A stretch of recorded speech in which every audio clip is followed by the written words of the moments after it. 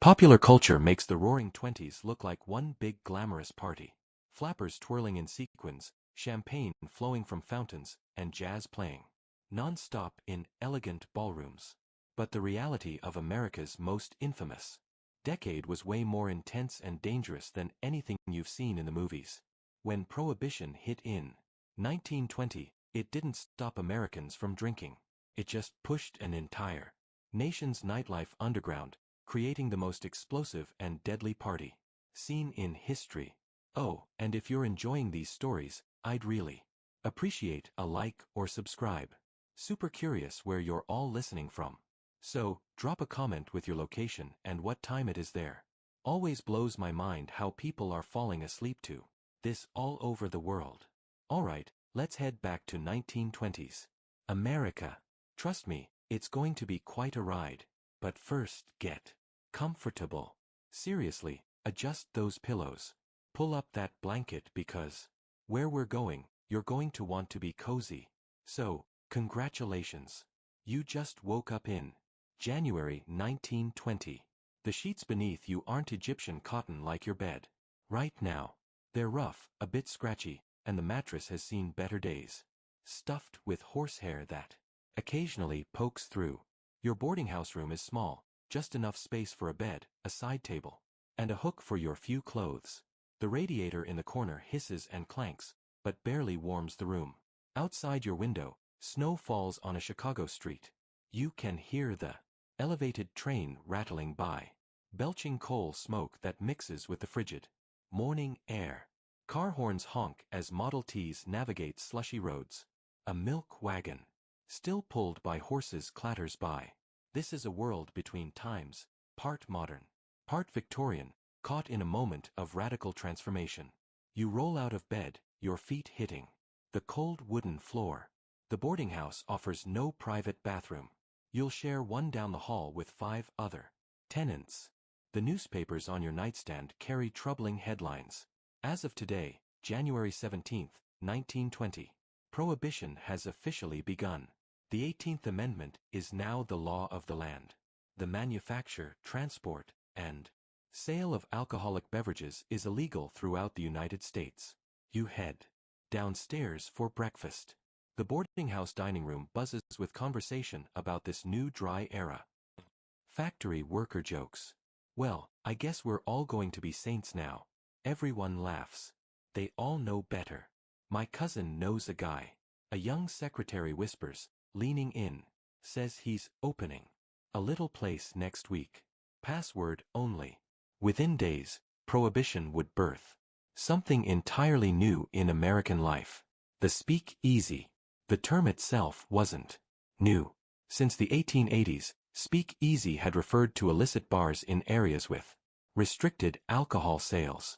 But now, these underground drinking establishments would transform from isolated oddities to the central feature of American nightlife, something entirely new in American life. Astonishing. The Speak-Easy saloons, the term itself, closed their doors. Speak-Easy since the 1880s, almost overnight. Speak-Easy had referred to illicit bars in areas with restricted alcohol sales, entrance, but now these underground drinking establishments would transform from isolated oddities before your eyes. Central feature of American night on the corner. Something by next month, it'll have a secret backroom where you can get something stronger than cough syrup. The basement entrance to that tailor shop. Soon you'll need to whisper a password to get in. That nondescript door with no sign, it'll lead to a jazz club serving bootleg gin by Valentine's Day.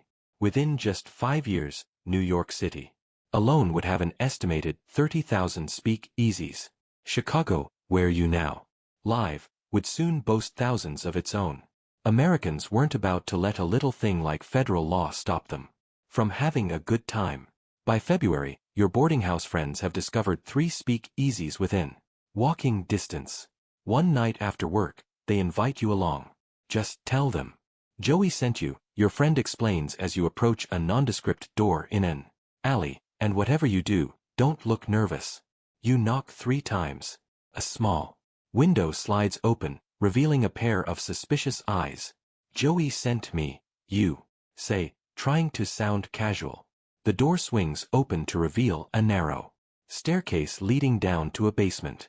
The sound of jazz drifts up along with cigarette smoke and laughter. At the bottom, you enter a room that looks nothing like the seedy hole in the wall you expected. The speakeasy is surprisingly elegant. Tables covered with white cloths surround a small dance floor. A four-piece band plays jazz in the corner. Piano, drums, trumpet, and saxophone. Well-dressed men and women sip from teacups and coffee mugs, their contents definitely not tea or coffee. The air is thick with tobacco smoke and perfume. First time, asks the bartender as you approach.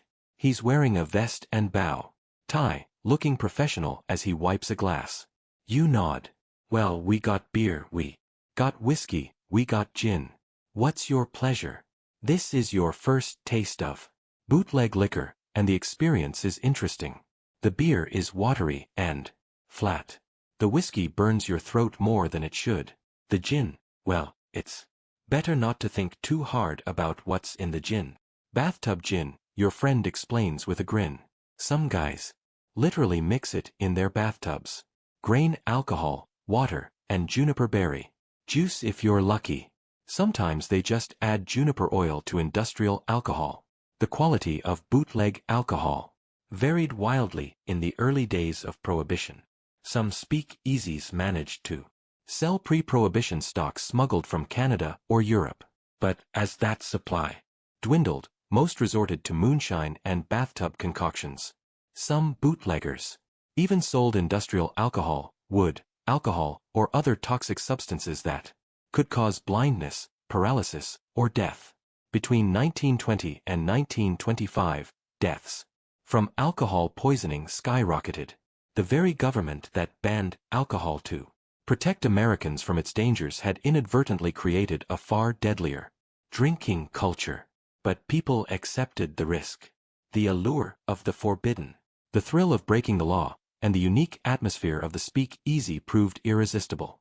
For the first time in American history, men and women drank together in public. Before Prohibition, saloons had been almost exclusively male territories. Now, women not only entered these new drinking establishments, they became their most enthusiastic patrons. By spring, your weekly speakeasy visits have become a ritual. You've learned to recognize the signs of a police raid. A particular knock, a light flashed twice in the window, a code word shouted across the room. When it happens, everyone moves with practice efficiency. Bottles disappear under tables or into hidden compartments. Drinking cups are quickly emptied into potted plants or down special drains. By the time police break through the door, everyone's sipping Coca-Cola and discussing the weather. Most raids were just for show anyway. Corruption became an integral part of Prohibition. Police officers, Prohibition agents, judges, and politicians all had their hands out. Speakeasy owners factored regular payoffs into their business expenses. Those who didn't pay faced frequent raids and arrests. Those who did were largely left alone. One night in your now favorite speakeasy, a new band takes the stage. The trumpet player is extraordinary. His sound unlike anything you've heard before. The crowd falls silent as he plays, his cheeks puffed, his fingers dancing over the valves. This is the sound of something new being born. Jazz existed before Prohibition, of course, developing in New Orleans and spreading north with the Great Migration, but speakeasies became jazz's most important incubator. By 1925, Louis Armstrong would be revolutionizing the art form in Chicago. Duke Ellington would soon lead his orchestra at the Cotton Club in Harlem. Jelly Roll Morton, Bessie Smith, and countless others would find eager audiences in speakeasies across America. The marriage of jazz and illegal drinking created an entirely new American atmosphere, one of rebellion, spontaneity, and racial mixing that scandalized traditional society.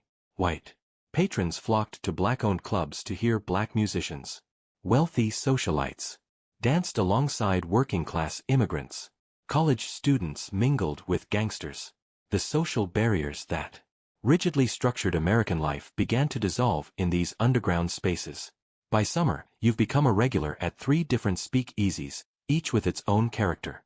One caters to the working class with cheap beer and basic surroundings. Another attracts a wealthier crowd with imported liquor and elegant furnishings.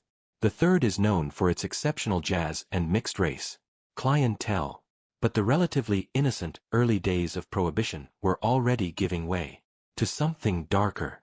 As demand for illegal alcohol grew, organized crime moved in to control the supply. One night, the atmosphere in your favorite speak-easy changes. Men in expensive suits enter, looking around with calculating eyes. The owner greets them nervously, ushering them to the best table. The band plays on, but everyone seems tense. Capone's guys, your friend, whispers. Al Capone was just beginning his rise to power in Chicago, having moved from New York in 1920 at the invitation of Johnny Torrio. By 1925, he would control most of Chicago's bootlegging operations along with gambling, prostitution, and other rackets. His annual income would reach $60 million, over $900 million in today's money. Capone wasn't alone. In New York, Mayansky and Lucky Luciano built similarly vast criminal empires. In Detroit, the Purple Gang controlled bootlegging across the Canadian border. In cities large and small, gangsters exploited Prohibition to build criminal organizations of unprecedented size and power. Violence inevitably followed. Territorial disputes erupted into gun battles on city streets. Hijackings of liquor shipments became common. Rivals were eliminated in spectacular public assassinations. By the mid-1920s, Chicago averaged more than 500 gang murders per year. Many never solved. Many more never even investigated. The ultimate expression of this violence would come in 1929 with the St. Valentine's Day Massacre, when 7 men from Bugs Moran's gang were lined up against a garage wall and executed by Capone's men disguised as police officers. But that was still years away. For now, in 1920, you're just beginning to understand how Prohibition is transforming America. What began as a moral crusade backed by temperance groups, religious leaders, and progressive reformers has unleashed forces no one anticipated. Far from creating a more virtuous society, Prohibition has birthed a nationwide underground culture of law-breaking corruption and violence, along with unprecedented social freedom and artistic innovation. Fall arrives and your speak-easy adventures continue. You've learned the lingo now. You don't ask for whiskey, you ask for tea. Beer is near beer. Flask is a striped kitty. Police are Johnny Law. To be drunk is to be spifficated, oified, or zled. 1 October evening, you're sipping a surprisingly good bourbon smuggled from Kentucky. The bartender assures you when a commotion erupts at the door. It's not the police this time. A group of society women in expensive coats and short dresses sweep in, already laughing and talking loudly. They order cocktails with confident familiarity. These are the first flappers you've seen up close. Their hair is bobbed short under stylish hats. Their dresses barely reach their knees. They wear makeup boldly, red lipstick and dark eyeshadow. They smoke cigarettes in long holders, gesturing dramatically as they talk. Everything about them defies traditional notions of feminine propriety. They were at a rally earlier, someone explains, for women's suffrage. But women already got the vote. You say, confused.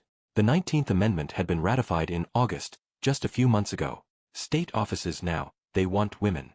In the state legislature. The arrival of these political flappers reminds you how many transformations are happening simultaneously in 1920. Prohibition is just one current in a river of change that includes women's rights, racial consciousness, technological advancement, and artistic innovation. As winter settles in, your speak-easy becomes something of a second home. The initial novelty has worn off, replaced by comfortable familiarity. You know the bartenders by name. You have favorite tables and preferred drinks. The original sense of danger has faded into routine, though the risk remains very real. On a snowy December night, you're there when something truly dangerous happens. 2 men argue at the bar, their voices growing louder until one pulls a gun. Everyone freezes. The band stops playing in the sudden silence. You can hear the click as the man his revolver. The owner steps in somehow, calming the situation. The gun disappears. The man is escorted out. The band resumes playing, though the mood remains tense. This wasn't just speak easy theater. It was a glimpse of how quickly violence could erupt in this new environment where the law and order existed only as concepts, not realities. As 1920 comes to a close, you reflect on how dramatically American social life has changed in just 1 year. Prohibition was supposed to end drinking. Instead, it transformed drinking into a national obsession, a form of rebellion, and a new kind of social glue. Speak-easies have become America's most important social institutions, places where rigid boundaries of gender, class, and sometimes even race dissolve in a haze of illegal alcohol and revolutionary music. You've witnessed the birth of modern American nightlife, and it's only just beginning. The next decade will see speak-easy culture expand and evolve, becoming ever more elaborate and influential. Cocktails will be invented to mask the taste of inferior liquor. Fashion will adapt to the new social environment. Music will continue to develop in response to this unique cultural moment. On New Year's Eve 1920, your speak-easy is packed beyond capacity. The air is thick with smoke. The band plays frantically as couples dance the new steps everyone's learning. Bootleg champagne flows freely, though it's hardly the quality you'd find in a legal establishment. At midnight, a cheer goes up. 1921 has arrived. Prohibition is still the law of the land, but no one seems to care. If anything, the illegal nature of this celebration makes it more exciting. There's a collective thrill in the shared defiance, a sense of being part of something subversive and new. You raise your glass, actually a coffee cup, in a toast with your friends. The jazz band launches into a wilder number. The dance floor becomes a frenzy of movement. A woman you've never met grabs your hand and pulls you into the dance. "Happy New Year, honey," she shouts over the music. Here's to whatever happens next. What happens next, of course, is the rest of the Roaring Twenties with all its excesses, innovations, and contradictions. But that's just the beginning of how Americans really spent their free time in this transformative decade. The trumpet player hits a note so high and clear it seems to hang in the air above the crowd. The drummer picks up the pace. On the dance floor, a young woman demonstrates a new step, her feet moving faster than seems possible. Everyone watches, trying to learn. This is how culture spreads in 1920. Person to person, night by night, in hidden rooms where the law can't reach. The policeman who regularly patrols this block walks past the door, deliberately looking the other way. He'll collect his payment tomorrow. Everyone knows the system. Everyone plays their part. Your friend leans in, shouting to be heard over the music. They're opening a new place next week. Supposedly, they've got girls dancing the Charleston. She raises her eyebrows suggestively. Want to check it out? You've spent the whole morning wandering through the streets of Chicago. And now the mid-afternoon sun casts long shadows between the buildings. You pass a department store window and something catches your eye. A display of women's clothing unlike anything you've seen before. Short dresses with straight silhouettes decorated with beads and fringe. No corsets in sight. Mannequins with bobbed hair and long strands of pearls. This is the new look sweeping America in 1922, and it's causing quite a stir. An older woman stops beside you, clicking her tongue in disapproval. Disgraceful, she mutters. In my day, a lady wouldn't be caught dead showing her knees. You smile politely, but say nothing. Times are changing and nowhere is this more obvious than in women's fashion. The transformation is so dramatic it's almost hard to believe. Just 10 years ago, women were still wearing ankle-length dresses, corsets that cinched their waists to painful extremes, and elaborate hairstyles that took hours to arrange. Now the most fashionable young women of 1922 look almost like different creatures entirely. Your curiosity piqued. You decide to step inside the department store. The women's department is buzzing with activity. Shopgirls demonstrate the latest styles to customers. A beauty counter offers cosmetics that would have been considered scandalous a decade earlier. Rouge, lipstick, and eye makeup once associated only with actresses and prostitutes. "Can I help you?" asks a salesgirl with a fashionably bobbed haircut. Her dress is short enough to show her knees when she walks, and she moves with a freedom that would have been impossible in the constrictive clothing of the previous era. "Just looking," you say. "Well, if If you know any young ladies, she says with a wink, tell them we just got in the latest flapper dresses from New York. They're going fast. The word flapper had been around since the 1910s, originally referring to awkward teenage girls. But by 1922, it had taken on an entirely new meaning. Flappers were young women who embraced a lifestyle that shocked traditional sensibilities. They cut their hair short, in bobs or shingles. They wore makeup boldly and publicly. They smoked cigarettes, drank illegal alcohol, and used slang that would make their mothers faint. And they danced. Oh, how they danced to the wild new rhythms of jazz. Outside the department store, you pass a newsstand. The headlines discuss women's suffrage. Not the national amendment, which passed in 1920, but the ongoing struggle for women to actually use their new political power. Other stories cover prohibition, raids, baseball, Babe Ruth is having another spectacular season, and automobile sales reaching new heights. But it's the magazine covers that really catch your eye. They're filled with images of the modern woman, short-haired, short-skirted, and confident. These illustrations by artists like John Held Jr. and Russell Patterson have come to define the look of the era. They're everywhere on magazine covers, in advertisements, on sheet music. The flapper has become not just a reality, but a symbol, a visual shorthand for the modern age. You buy a copy of the Saturday Evening Post, tucking it under your arm as you continue your walk. The afternoon streets are filled with a mix of people, some embracing the new styles, others clinging to pre-war fashions. America in 1922 is caught between eras with multiple generations and value systems existing side by side, sometimes in conflict, sometimes in uneasy coexistence. As you turn a corner, you hear music drifting from an open doorway. A sign above reads, "Dance lessons, all the latest steps." Curiosity pulls you inside. The dance studio is a large room, with wooden floors and mirrors along one wall. About a dozen young men and women are spread across the floor, watching intently as an instructor demonstrates a series of fast syncopated steps. "No, no, no," the instructor says, clapping his hands. The Charleston is all in the knees and ankles. "You've got to get that twist," he demonstrates again, his feet twisting inward and outward in a rapid rhythm, knees bouncing, arms swinging. This is the dance that's sweeping the nation in 1922. The Charleston, though it won't reach the peak of its popularity until 1923. When it features in the all-black Broadway show Running Wild, it's already making waves in dance halls across America. "Would you like to join?" asks a young woman near the door.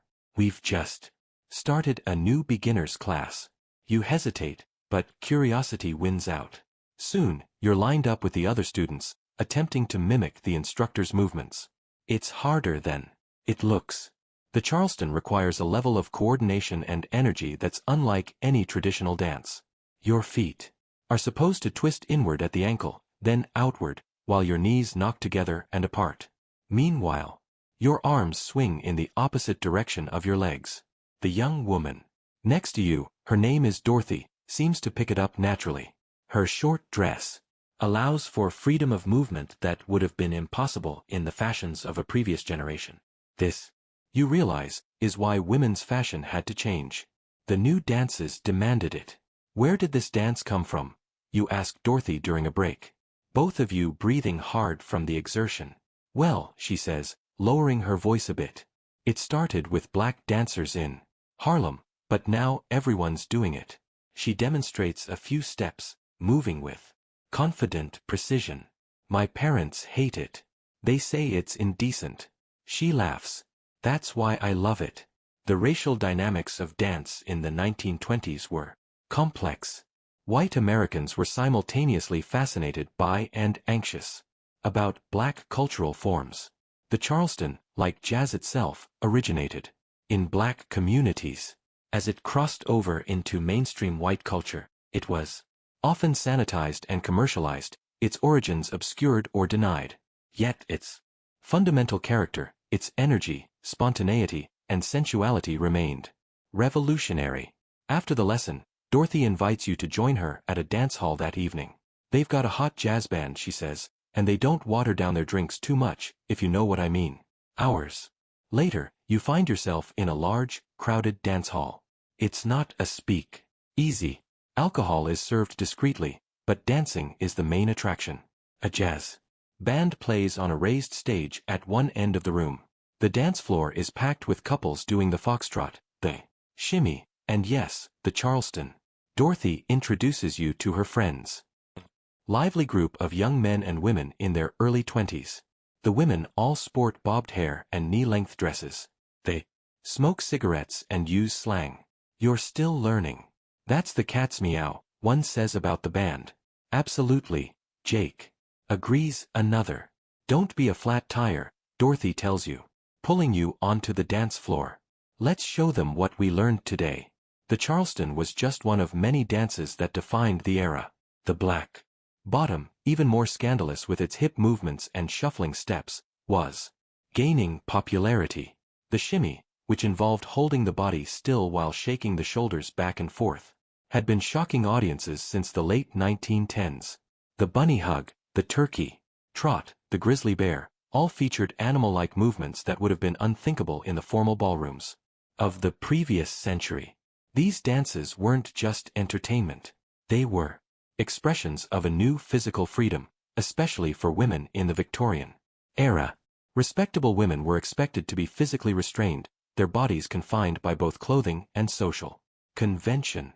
The new dancers of the 1920s celebrated the body in motion, energetic, expressive, and uninhibited. As the evening progresses, you notice something else about this dance hall. While most of the patrons are white, there's a small group of black couples dancing near one side of the room. They're not fully integrated with the white dancers, but their presence in the same space is still remarkable for 1922 America. The shared love of jazz and dancing is creating spaces where the rigid segregation of American life occasionally bends if not breaks. During a break in the dancing, Dorothy introduces you to her friend Evelyn, who works as a secretary at an advertising firm. Can you believe I make enough to have my own apartment? Evelyn says proudly. My mother keeps telling me I need to find a husband, but I tell her I'm having too much fun to settle down. This was another aspect of the flapper revolution. Economic independence. After World War I, more women entered the workforce than ever before. New jobs in offices, department stores, and telephone exchanges offered alternatives to domestic service or factory work. While women were still paid less than men and often expected to leave work after marriage, a young single woman could earn enough to support herself, however modestly. This economic independence fueled social independence. A young woman with her own income could make her own choices about how to dress, where to go, and whom to associate with. The traditional patterns of courtship and marriage began to shift as women claimed more autonomy over their lives and bodies. My grandmother couldn't even vote, Dorothy tells you, as you sit out a dance watching the crowd. Now we can vote, earn our own money, and dance the Charleston. Progress. She raises her drink in a mock toast. But not everyone saw these changes as progress. Newspapers and magazines were filled with dire warnings about the flapper menace and the moral decline of American youth. Religious leaders denounced the new dances as sinful. Schools banned short skirts and bobbed hair. Parents worried that their daughters were being corrupted by modern influences. One article in the Atlantic Monthly in 1920 had described flappers as women who trot like foxes, limp like lame ducks, one step like cripples, and all to the barbaric Europe of strange instruments which transform the whole scene into a moving picture of a fancy ball in Beedham. Such criticisms had little effect. If anything, they made flapper culture more appealing to young women eager to break with the constraints of the past. The more their elders disapproved, the more enthusiastically they embraced their new freedoms.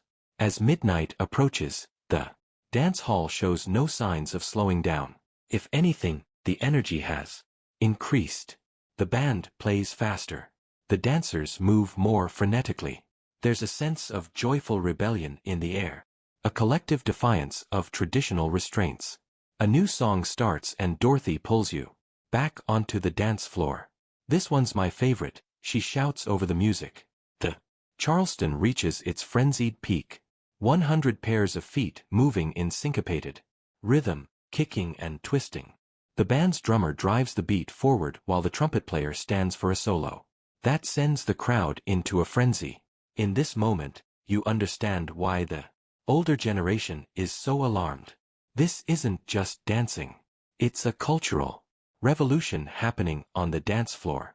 These young men and women are literally embodying a new worldview, expressing through movement their rejection of Victorian restraint and their embrace of modern freedom. Their bodies move in ways that would have been unthinkable, even scandalous just a decade earlier. By 1922, dance halls have become one of America's most important cultural institutions. They're where young people socialize, where new music is popularized, where fashion trends are displayed, and where generational values clash and transform. From small-town dance pavilions to urban ballrooms, these spaces define youth culture in the Roaring Twenties. The dance ends and everyone applauds. You're breathing hard, exhilarated, and exhausted at the same time. Dorothy fans herself with her hand. "Isn't it the berries?" she says, grinning. "My mother would have a fit if she could see me now." For many young women, that was precisely the point. The flapper wasn't just a fashion statement. She was a declaration of independence from the restrictions of the previous generation. By cutting her hair, raising her hemlines, and dancing until dawn, she announced her intention to live life on her own terms. Of course, the reality was more complicated than the image. Most young women of the 1920s weren't full-fledged flappers. They might adopt elements of the style, a bobbed haircut here, a shorter skirt there, while still living largely conventional lives. They might work as shopgirls or secretaries during the day, then dance the Charleston on Saturday nights before attending church with their parents on Sunday morning. American society in the 1920s wasn't so much revolutionized as it was fractured with different generations and communities navigating the crosscurrents of tradition and modernity. As the night continues, you observe the varied crowd in the dance hall. There are the true flappers like Dorothy and her friends embracing the new ethos wholeheartedly. There are young men in suits with slicked back hair. Some from good families slumbing for excitement. Others working-class guys saving up for a night out. There are older couples trying to keep up with the new dances and a few disapproving chaperones watching from the sidelines. "You should come to a house party next weekend," Dorothy tells you as you both take a break from dancing. "My friend Mabel's parents are out of town. She's got a Victrola and all the latest records." The home phonograph was another technology transforming American leisure time in the 1920s. Suddenly, you didn't need to go out to a dance hall to hear the latest jazz. You could bring it into your living room, turning any gathering into a dance party. This privatization of entertainment would continue with radio, which was just beginning to enter American homes in 1922. "We're going to teach everyone the black bottom," Dorothy continues. "It's even wilder than the Charleston. You've got to shake everything," she demonstrates with a shimmy of her shoulders and hips. "That indeed looks quite scandalous." The black bottom would soon rival the Charleston in popularity. Originating among black dancers in the South, it featured slides, stomps, and hip movements that made the Charleston look tame by comparison when it crossed over into mainstream white culture. It was often sanitized, but still retained enough of its provocative character to shock traditionalists. "My brother says dancing like this is going to be the downfall of civilization," Dorothy says with a laugh. "He's such a killjoy. What does he think people should do instead?" You ask. "Oh, go to lectures or play chess or something boring like that," she says, rolling her eyes. "He doesn't understand that we just want to have fun. Our generation saw the war. Life's too short to be so serious all the time." This was a common sentiment among the youth of the 1920s. The shadow of world war loomed large, even for those who hadn't served.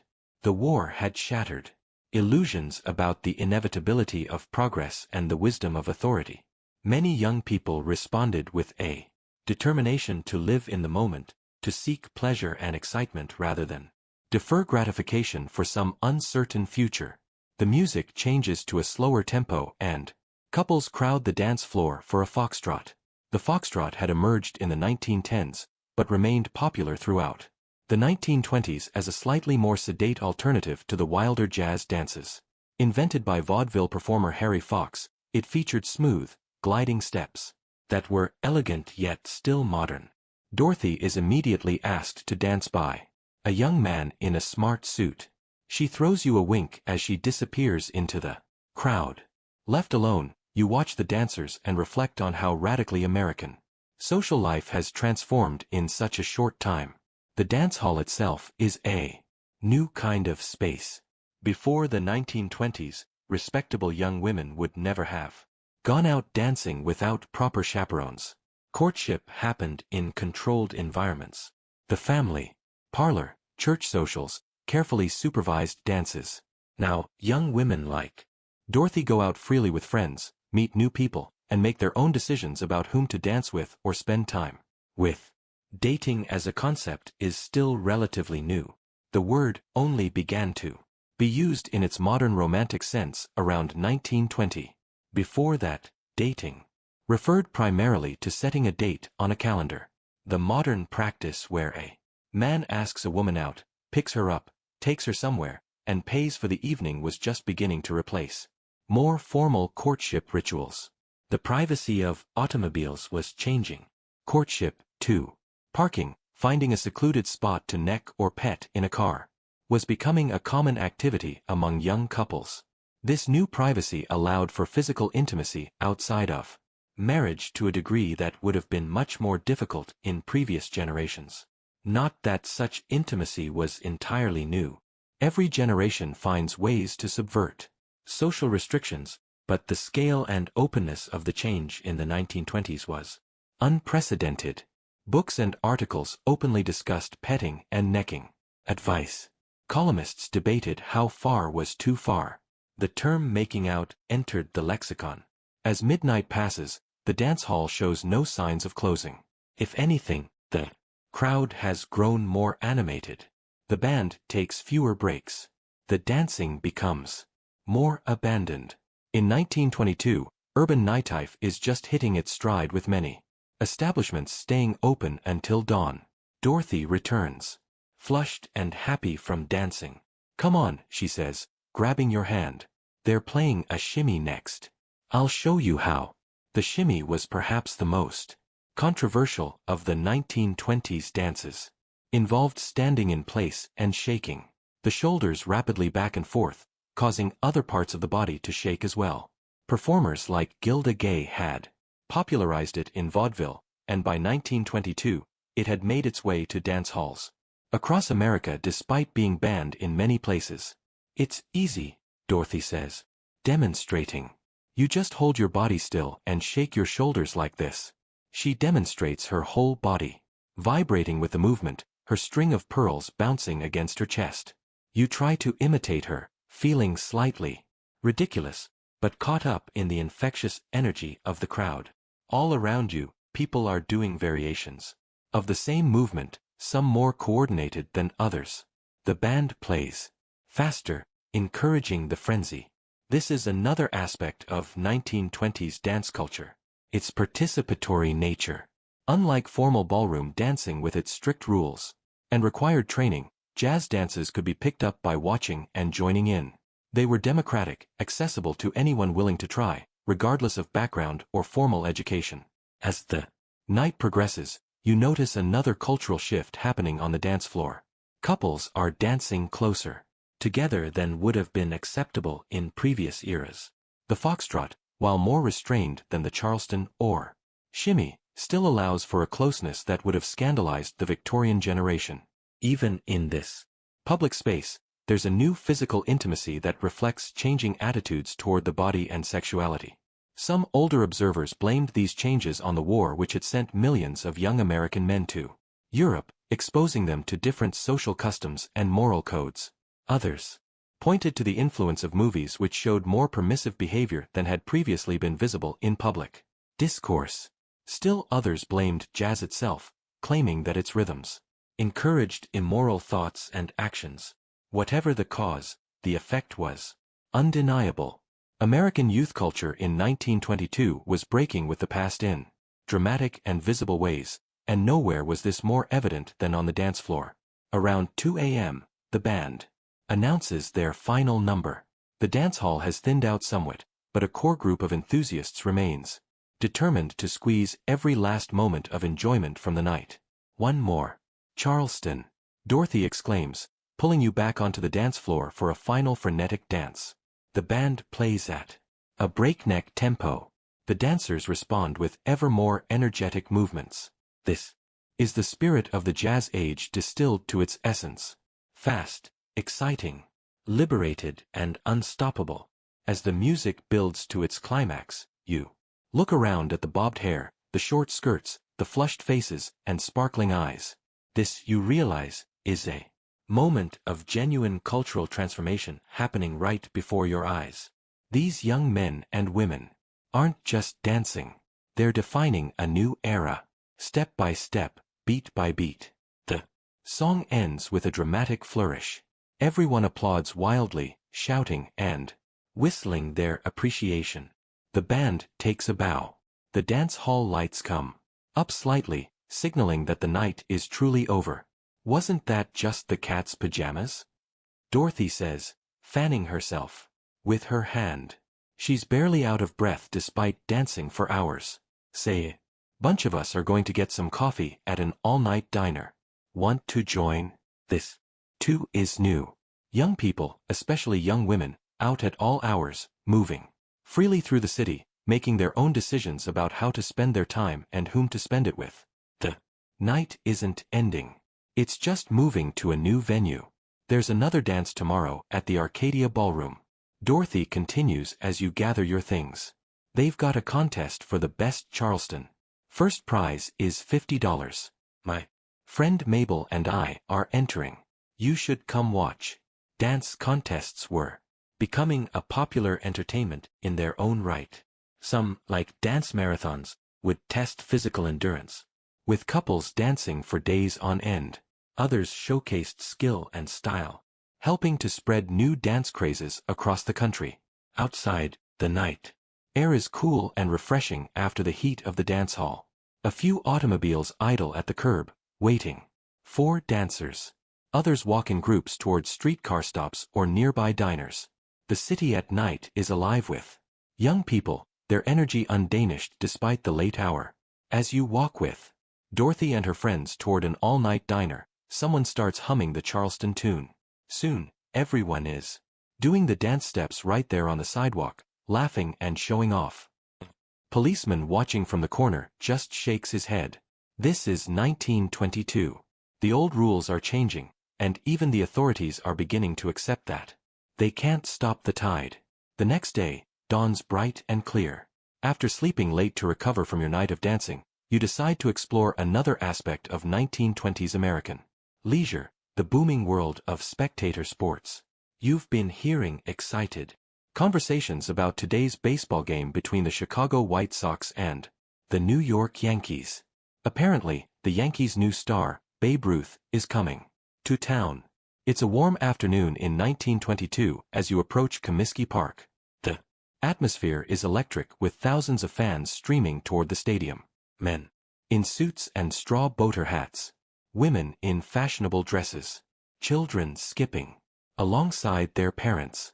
Baseball has become America's true national pastime, drawing crowds from every walk of life. You buy a ticket for 50 cents and find your seat in the grandstand. The wooden bench is hard and a bit uncomfortable, but you hardly notice as you take in the scene. The emerald green field stretches out below. Groundskeepers making final preparations. Vendors move through the stands selling peanuts, popcorn, and bottles of Coca-Cola. Unlike the speak-easies and dance halls, this is a family-friendly environment. Though you notice some men discreetly passing pocket flasks. First time? Asks the man next to you. Middle-aged fellow in a business suit who's keeping score in a small notebook. You nod. You picked a good one. The Babe's been on a tear this season. George Herman Babe Ruth had transformed baseball in just a few short years. After starting his career as a pitcher with the Boston Red Sox, He was sold to the Yankees in 1920 and converted to an outfielder so he could play every day. His power-hitting approach revolutionized the game. Before Ruth, baseball was a strategic affair focused on small ball, bunts, stolen bases, and singles. Ruth introduced the home run as baseball's most exciting play. Last year, he hit 59 homers, your neighbor explains proudly. Nobody had ever hit more than 27 before. He's completely changed the game. The players take the field for warm-ups, and a murmur runs through the crowd as a stocky figure with surprisingly thin legs emerges from the visitors' dugout. Even from a distance, there's no mistaking Babe Ruth. His distinctive waddle-like walk, his oversized uniform that makes him look somewhat like an overgrown child, and the casual confidence with which he carries himself, all instantly recognizable even to a first-time spectator. There he is, shouts a young boy a few rows ahead, jumping up and pointing. The Bambino, Ruth seems to hear, turning to the stands with a grin and a wave that sends the crowd into a frenzy. This is more than just athletic admiration. It's the worship of a new kind of American hero. Ruth isn't just a great baseball player. He's a celebrity, a personality, a cultural phenomenon. Unlike the restrained, gentlemanly athletes of previous eras, Ruth is boisterous, indulgent, and larger than life. Stories of his appetites for food, alcohol, and women are as much a part of his legend as his home runs. He's known to eat a dozen hot dogs before a game, to carouse all night and then hit 2 homers the next day. He's the perfect sports hero for the Roaring Twenties. Excessive, extraordinary, and unapologetic. The game begins, and you're surprised by how engaging it is, even for a newcomer. The rhythm of baseball is accessible. The pitch, the swing, the crack of the bat, the dash around the bases. The crowd reacts as one organism, gasping, cheering, and groaning in unison. When Ruth comes to bat in the 3rd inning, the stadium falls into an expectant hush. He adjusts his cap, taps his bat on the plate, and points toward the outfield, a gesture that some interpret as him calling his shot, predicting where he'll hit the ball. The pitcher winds up and delivers. Ruth's swing is a thing of beauty, powerful yet graceful, with perfect timing. The crack of the bat echoes through the stadium as the ball soars high and deep. The crowd rises as one, following its arc as it clears the right field fence by a good 30 feet. Home run. The stadium erupts. Ruth circles the bases with his characteristic trot, tipping his cap as he crosses home plate. Children scream with delight. Men pound each other on the back. Women wave handkerchiefs. This is sports as pure spectacle as shared cultural experience. That's 31 this season, exclaims your neighbor, marking it carefully in his scorebook. He's on pace to break his own record. Baseball's popularity in the 1920s cannot be overstated. With increased urban populations, improved transportation, and more leisure time, attendance at major league games nearly doubled during the decade. New stadiums were built across the country. Larger, more comfortable venues that reflected baseball's growing cultural importance. But baseball wasn't the only sport captivating Americans. As the afternoon game stretches on, the Yankees eventually winning 6-3 with Ruth hitting another homer in the 8th inning. Talk in the stands turns to the upcoming boxing match between Jack Dempsey and Tommy Gibbons scheduled for the following summer.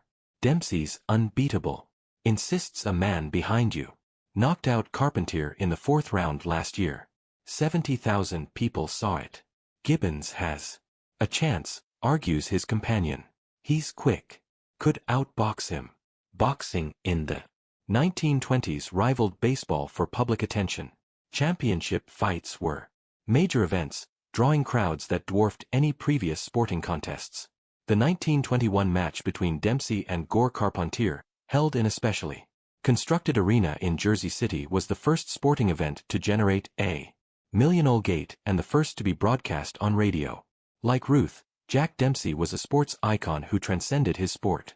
Known as the Manasseh Mauler, his aggressive, relentless fighting style made him a perfect symbol of the dynamic, sometimes violent energy of the decade. His fights were spectacles of barely controlled brutality that both horrified and fascinated the public. As you leave the baseball stadium with the satisfied crowd, the late afternoon sun still warm on your face, you noticed newspaper boys hawking the evening edition. Read all about it. Ruth does it again. 2 homers. Against Sox. The speed with which sports news traveled was another feature of this new media age. Radio broadcasts were just beginning to bring games to remote listeners. Newspapers published multiple editions to keep up with sporting results. America was becoming a nation, united by shared experiences, even if those experiences were enjoyed vicariously through media. Your day of sports spectatorship has left you exhilarated, but also hungry for a different kind of entertainment. Checking your watch, you realize there's time to catch an evening movie. The theater district is just a short streetcar ride away. By 1922, movies had completed their transformation from novelty to major art form. Grand movie palaces were being built in cities across America. Opulent theaters with ornate facades, plush seating, and extravagant lobbies that made going to the movies an event in itself. You disembark at a busy intersection dominated by a dazzling marquee. Electric lights spell out State Theater. Above a display promoting Grandma's Boy starring Harold Lloyd. The poster shows the bespectacled comedian in a characteristic pose of comical distress. This is one of the year's most anticipated comedies, directed by Fred Newier and featuring Lloyd's trademark blend of humor and death-dying stunts. The theater lobby is a marvel of exotic architecture, a fantasy space of marble columns, crystal chandeliers, and plush red carpets. Uniformed ushers direct patrons to their seats. An organist plays at a massive Wurlitzer theater organ, providing musical accompaniment. Even before the film begins, the organ's pipes are visible along the theater walls, adding to the visual spectacle. You purchase a ticket for 25 cents and find a seat in the middle of the auditorium. The theater is nearly full despite it being a weekday evening. Movie-going has become a regular habit for millions of Americans across all social classes. Unlike legitimate theater, which remained relatively expensive and exclusive, cinema was affordable entertainment for the masses. As the lights dim, the audience settles into an expectant hush. Remember, these are silent films. There's no synchronized sound yet, though that revolution is only a few years away. The organist transitions to a more dramatic piece as the studio logo appears on screen. First comes a newsreel. Patha News presents recent events from around the world. You see footage of President Harding dedicating a monument, famine, relief efforts in Russia, and a society wedding in Newport. This is how many Americans experience the wider world. 56:30. Through these visual dispatches that bring distant events into local theaters. Next is an animated short, a Felix the Cat cartoon. The mischievous feline gets into a series of increasingly absurd predicaments, each resolved through impossible physical transformations that only animation can achieve. The audience laughs appreciatively. Animation is still a relatively new art form, and its freedoms from physical constraints delight viewers accustomed to the limitations of reality. Finally, the main feature begins. Grandma's Boy tells the story of a cowardly young man who gains courage after his grandmother gives him a talisman that supposedly belonged to his brave grandfather. The humor builds from Lloyd's physical comedy. His expressive face magnified on the giant screen. His body performing astonishing stunts that blur the line between comedy and danger. Lloyd, along with Charlie Chaplin and Buster Keaton, formed the triumvirate of great silent comedians. Each had a distinctive screen persona. Chaplin, the wistful Caton, the stone-faced stoic, and Lloyd, the glasses-wearing everyman, whose ordinary appearance belied his extraordinary physical abilities. What strikes you most about the movie experience is its communal nature. Laughter ripples through the audience at Lloyd's antics. People gasp together during dangerous sequences. Without dialogue to follow, viewers are free to react audibly, creating a shared emotional experience that's quite different from modern movie-going. The organist follows the action with appropriate musical accompaniment. Jaunty tunes for comic scenes, dramatic chords for suspense, romantic melodies for the inevitable love story. The relationship between music and image is crucial to the silent film experience, establishing emotional tones and rhythms that guide the audience's response. After the movie ends to enthusiastic applause, you exit the theater into the early evening. The marquee lights seem even more brilliant against the darkening sky. Other theaters line the street, each showcasing different films, dramas, westerns, romances. Cinema has diversified to serve every taste and interest. "Wasn't he marvelous?" says a young woman to her companion as they exit behind you. "I read in Photoplay that he does all his own stunts, nearly killed himself, making safety last." Fan magazines like Photoplay were creating a new kind of celebrity culture. They offered behind-the-scenes glimpses of movie productions, interviews with stars, and gossip about their personal lives. Movie stars like Lloyd Chaplin, Mary Pickford, Douglas Fairbanks, and Rudolph Valentino became household names, their faces recognized across America, their lifestyles both envied and scrutinized. The streets are still busy as night falls. The urban landscape has been transformed by electric lighting, creating new spaces for nighttime entertainment and commerce. Restaurants, theaters, and shops remain open into the evening, their windows casting warm rectangles of light onto the sidewalks. The American night has been colonized by leisure activities that were once confined to daylight hours. You decide to stop for dinner at a nearby automat. Another innovation of the era. The Horn and Hardart Automat is a cafeteria-style restaurant where food is served by coin-operated vending machines with glass doors. You insert nickels, turn a knob, and retrieve your selection. Perhaps a sandwich, a slice of pie, or a cup of coffee. It's dining mechanized for the modern age, enabling quick, affordable meals for busy urbanites. As you eat, you overhear conversations at nearby tables. A group of office workers discusses the latest episode of Amos and Andy, a popular radio show. Though radio broadcasting is still in its infancy in 1922, it's already changing how Americans spend their leisure hours. By the end of the decade, radio would become the first truly national mass medium, bringing entertainment, news, and advertising directly into American homes. "We got a Crystal set last month," one man explains proudly. "Reception's not great, but when it's clear, you can hear stations from 3 states away." Early radio receivers required patience and technical skill. Crystal sets, the simplest and cheapest receivers, used a small piece of crystalline mineral and a thin wire known as a cat's whisker to detect radio signals. They required no external power, but needed careful adjustment and headphones to hear the weak signals. More expensive vacuum tube radios offered better reception and could power loudspeakers, allowing entire families to listen together. The programming in 1922 is still rudimentary music performances, news readings, occasional sports broadcasts, but the foundation is being laid for what will become known as radio's golden age, a period when radio calories, comedy, shows, and dramas would gather families around the receiver each evening, creating shared national experiences. After finishing your meal, you decide to explore the city's evening offerings further. The night is still young, and 1920s urban America offers endless entertainment options. You pass news stands selling the latest magazines and newspapers. Time magazine won't launch until the following year, but there's already a bewildering array of publications catering to every interest.